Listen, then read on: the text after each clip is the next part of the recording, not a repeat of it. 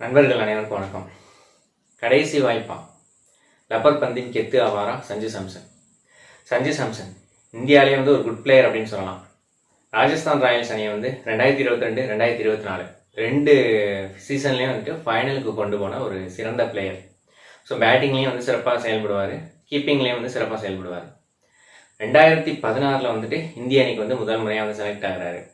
So அதுக்கப்புறம் 2019 தான் பெருசாக அவருக்கு வாய்ப்புகள் கொடுக்கப்படுது. ஆனால் 2019 அதாவது 2019 வரைக்கும் ஸ்குவாடில் எடுப்பாங்க. ஆனால் டீமில் கொடுக்க மாட்டாங்க. நம்ம சேனலில் Sanju Samson squad only Samson அப்படின்னு சொல்லிட்டு ஒரு வீடியோ அவருக்கு ஆதரவாக போட்டிருப்போம். சஞ்சு சாம்சன் இணையத்தில் ஒரு பெரிய ஃபேன் பேஸ் வச்சிருக்கிற வீரர் அப்படின்னே சொல்லலாம். ஏன் சஞ்சு சாம்சனுக்கு அதிகமான வாய்ப்புகள் கொடுக்கப்படலை, ஸ்குவாடில் எடுக்கிறீங்க அவருக்கு வாய்ப்புகள் தர மாட்டீங்க அப்படின்ற மாதிரி நிறைய விமர்சனங்கள் சோசியல் மீடியாவில் வச்சுட்டு வந்திருக்காங்க. ஆனால் அவருக்கு கொடுக்கப்பட்ட சான்ஸில் அவர் ரொம்ப சிறப்பாக செயல்பட்டுருக்காரா அப்படின்னு கேட்டால் செயல்பட்டுருக்காரு. ஒரு பெரிய அன்லக்கி பிளேயர் சஞ்சு சாம்சன் அப்படின்னே சொல்லணும். ஏன்னா அவர் ஓடிஐயில் நல்லா பெர்ஃபார்ம் பண்ணால் T20 சான்ஸ் கொடுப்பாங்க, T20 நல்லா பெர்ஃபார்ம் பண்ணால் ஓடிஐயில் சான்ஸ் கொடுப்பாங்க. ஸோ இந்த மாதிரி மாறி மாறி அலைக்கழிச்சு அவர் கரெக்டான ஃபார்மேட்டில் ஆட விடாமல் ஸோ அவர் பெரிய ஒரு குழப்பத்துக்கு ஆளாக்கி அவர் வழி பண்ணிட்டாங்க அப்படின்னே சொல்லணும். இதில் நம்ம யாரை குறை சொல்கிறதுன்னு தெரியலை. ஏன்னா இதெல்லாம் ஒரு குறையாக சொல்லணுமா அப்படின்றதும் ஒரு கருத்து இருக்குது. ஏன்னா இந்தியாவில் 19 வயதுக்கும் மேற்பட்ட வீரர்கள் கிட்டத்தட்ட ஒரு 1 லட்சம் பேர் இருப்பாங்க 130 கோடி மக்கள் தொகையில். ஸோ அந்த 1 லட்சம் பேர்லேருந்து ரஞ்சி டீம்ஸ் ஒரு 38 டீம்ஸ் இருக்குது. அந்த 38 டீம்ஸ்க்கும் ஒரு 20 பிளேயர்ஸ் அப்படின்ற மாதிரி கணக்கு பண்ணால் ஒரு 600 பிளேயர்ஸ்க்கு மேலே இந்திய அணிக்கு இருப்பாங்க. ஸோ அந்த 600 பிளேயர்ஸ்லேருந்து இந்தியன் டீமில் ஆடின பிளேயர்ஸ்ன்னு பார்த்தா ஒரு 60 பிளேயர்ஸ் வரைக்கும் இருப்பாங்க. ஸோ இப்போ கரண்ட்டில் சொல்கிறேன், நான் எல்லா ஃபார்மேட்டையும் சேர்த்து சொல்கிறேன், டெஸ்ட்டு, ஓடிஐ, T20. இப்போ அதில் சென்ட்ரல் கான்ட்ராக்டில் 30 பிளேயர்ஸ் இருக்கிறாங்க. ஸோ அதில் சஞ்சு சாம்சன் கிரேட் சியில் இருக்கிறார். ஒரு 130 கோடி பேரில் 30 பேரில் கிரேட் சியில் சஞ்சு சாம்சன் இருக்கார். அவருக்கு 16 பேர் ஸ்குவாட்லையும் இடம் கிடைக்குது. அதுலேருந்து பேயிங் லெவன்லையும் இப்போ இடம் கிடச்சிருக்கு. ஸோ போன ஸ்ரீலங்காவோட சீரீஸில் 2 மேட்ச்சில் டக் அவுட் ஆகிருப்பார். அவர் சவுத் ஆஃப்ரிக்காவோட ஒரு 100 அடித்தார். அதுக்கப்புறம் தடுத்து வாய்ப்புகள் கொடுக்கப்படலை அப்படின்ற மாதிரியான ஒரு விமர்சனமும் உண்டு. ஆனாலும் அவருக்கு அப்போதைக்கப்போ வாய்ப்புகள் கொடுக்கப்படுது. அப்படி பார்த்தா பெரிய அன்லைக்கி பிளேயர்ஸாக நடராஜன் இருக்காரு தமிழ்நாட்டில். அவருக்கு அடிக்கடி காயம் ஏற்படுது. ஸோ அது ஒரு காரணமாக சொல்லப்படுது. அதுக்கப்புறம் பார்த்துட்டா சர்ஃப்ராஸ் கான் இருக்காரு, அபிமன்யு ஈஸ்வரன் இருக்காரு, ருத்ராஜ் கெய்க்வாட் இருக்காரு. ஸோ இவங்க எல்லாம் நல்லா பர்ஃபார்ம் பண்ணியும் இந்திய அணியில் இடம் கிடைக்காம தவிச்சிட்டு இருக்காங்க. இஷான் கிஷன் அவர் தன்னோட வாயாலே கெட்டவர் அப்படின்னு சொல்லணும். ஸோ இந்த மாதிரி நிறைய பிளேயர்ஸ் இருக்காங்க. ரிஷப் பாண்ட் ஒரு 1 இயர் அவரோட ஆக்சிடென்ட்டோட ரெக்கவரியில் 1 இயர் இருந்தார். அந்த 1 இயரில் சஞ்சு சாம்சன் ஒரு கீப்பராக தன்னை நிலைநிறுத்திருக்க முடியும். ஆனால் அந்தளவுக்கு பண்ணாரா அப்படின்னு கேட்டால் கிடைச்ச சான்ஸ் கம்மி தான். அந்த சான்ஸில் தன்னை முழுமையாக நிரூபிச்சாரா அப்படின்னு கேட்டால் ஒரு 60-40 தான் சொல்லணும். ஸோ அந்தளவுக்கு தான் தன்னோட திறமையை நிரூபிச்சிருக்காரு. ஜிம்பாப்வேயோட சீரீஸில் ஒரு 3 மேட்ச் கொடுப்பாங்க. அதில் ஒரு 50 அடிச்சிருப்பார். இந்த லாஸ்ட்டு 10 T20 இன்னிங்ஸில் அவர் 1 or 2 50 தான் அடிச்சிருப்பாருன்னு நினைக்கிறேன். 40 சம்திங் 50 அந்த மாதிரி தான் அடிச்சிருப்பார். ஸோ நிறையா மேட்சஸில் 1, 2 அப்படின்ற மாதிரி அவுட் ஆயிடுவார். ஸோ ஒரு விரக்தியாகி ஒரு மேட்ச் நல்லா பர்ஃபார்ம் பண்ணுறதுன்னு ஒரு மேட்ச் நல்லா பர்ஃபார்ம் பண்ணல அப்படின்னா விரக்தியாகி சீக்கிரமே அவுட் ஆகிடுறது அவரோட பெரிய டிராபேக்காக இருக்குது. ஸோ டிசம்பர் 14 2019 சொன்னேன்ல. ஸோ அந்த வருஷத்துக்கு அப்புறம் தான் சூரியகுமார் யாதவ் இந்திய அணிக்கு வராரு. ஒரு ஷார்ட் டைம் 5 வருஷத்துல இந்திய அணியோட T20 கேப்டன் அப்படின்ற ஒரு லெவலுக்கு உயர்ந்து நிற்கிறார். ஏன் அப்படி உயர்ந்து நிற்கிறார்? அவரோட பர்ஃபார்மன்ஸ், பேட்டிங் பர்ஃபார்மன்ஸ் மூலமாக தன்னோட இடத்த அணியில் கெட்டியாக பதிச்சாருன்னே சொல்லணும். அதனால தான் இப்போ அதாவது விராட் கோலிக்கு அப்புறம் இந்திய அணியோட கேப்டனாக ஹரிக் பாண்டியா தான் இருப்பார் அப்படின்ற மாதிரி நிறைய பேர் கணிச்சிட்டு இருந்தாங்க. அதே வயசில் உள்ள ரோஹித் சர்மா கேப்டனாக போடுவாங்களான்னு பல பேர் அப்போ யோசிக்கவே இல்லை. அவர் மும்பை இந்தியன்ஸ்க்கு மட்டும்தான் கேப்டனாக இருப்பார், இந்திய அணிக்கு கேப்டனாக இருக்கிறதுக்கான வாய்ப்புகள் குறைவு அப்படின்ற மாதிரி தான் கேப்டனாக போடுறதுக்கு முன்னாடி வரைக்கும் ஒரு பேச்சு இருந்தது. ஸோ அதுக்கப்புறம் ரொம்ப விராட் கோலி ஐசிசி டோர்னமெண்ட்ஸில் கொஞ்சம் சொதப்போகும். இவர் ரோஹித் சர்மா கிடைக்கிற சான்சஸ் ஒரு சில சான்சஸ் கிடைச்சிச்சு. அதில் பர்ஃபார்ம் பண்ணவும் ரோஹித் சர்மா போடலாம் அப்படின்ற மாதிரி இருந்தாங்க. அதுக்கேற்ற மாதிரி அடிக் பண்ணியிருக்கும். அடிக்கடி காயங்களும் ஏற்படுது. டெஸ்ட் மேட்சஸ்லேருந்து ஒரேடியாக விலகிட்டாரு.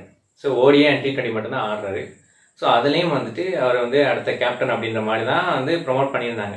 ஆனாலும் அவர் ஒரு இன்ஜுரி பிளேயர் அப்படின்றதுனால சூரியகுமார் யாதவ் செமையாக பர்ஃபார்ம் பண்ணதுனால அவர் இப்போ ஒரு T20 கேப்டனாக நிற்கிறார். ஸோ இதே ஒரு இடத்துக்கு சஞ்சு சாம்சனும் தகுதியானவர் தான். ஏன்னா 2 டைம் ஃபைனலுக்கு கொண்டு போயிருக்காரு தன்னோட அணியை. அந்த அளவுக்கு சிறப்பான பிளேயர் தான். ஒரு டெசிஷன் மேக்கிங்கில் சிறப்பான பிளேயர்னே சொல்லலாம். ஆனால் அவர் வந்து எவ்வளோ தூரம் பர்ஃபார்ம் பண்ணிக்காரு அப்படின்னு பார்த்தா இல்லை அப்படின்னு தான் சொல்லணும்.